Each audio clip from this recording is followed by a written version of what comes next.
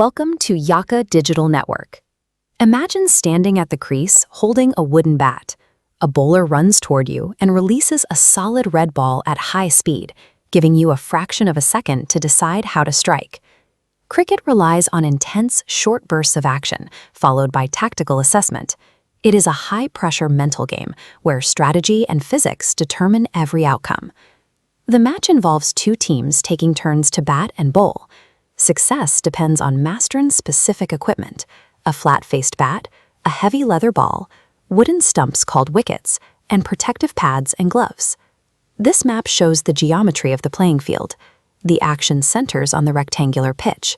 At each end are the wickets, the targets you must defend, and the crease, which marks the lines where the batsman stands and the bowler delivers the ball. To understand the strategy of the game, we must deconstruct the system by following the chronological anatomy of a single delivery. The bowler's primary task is to deliver the ball to hit the wickets.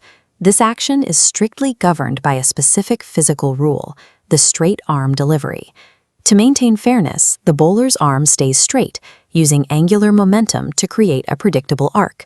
If they bend their elbow, a foul called chucking, the physics change. This wrist flick alters the ball's speed and direction, making it impossible to predict. Every player on the pitch has a specific objective. The bowler delivers the ball with accuracy and speed, the batsman uses focus to score, and fielders use catching and throwing to prevent runs. The bowler's mechanics set the baseline stakes for the game. Once the ball is released, the challenge moves to the man at the crease. A batsman's success relies on timing and a proper two-handed grip on the handle. They must watch the bowler's wrist to read the hand and anticipate the ball's movement before it is even released.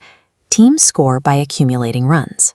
Batsmen can run between the wickets after a hint, or they can strike the ball to the edge of the field, the boundary, for an automatic 4 or 6 runs. Strategy often requires the forward defense. Instead of swinging for a boundary, a disciplined player places their bat in front of the wicket to block a dangerous ball. In cricket, staying in the game is more important than scoring quickly. Use this scorecard to calculate the score. If a batsman hits exactly 3 boundary 4s and 2 boundary 6s, what is their total run count? Pause the video now to find the total. The total is 24 runs. Batting is a continuous exercise in mathematical risk assessment and patience. Fielders support the bowler by backing up.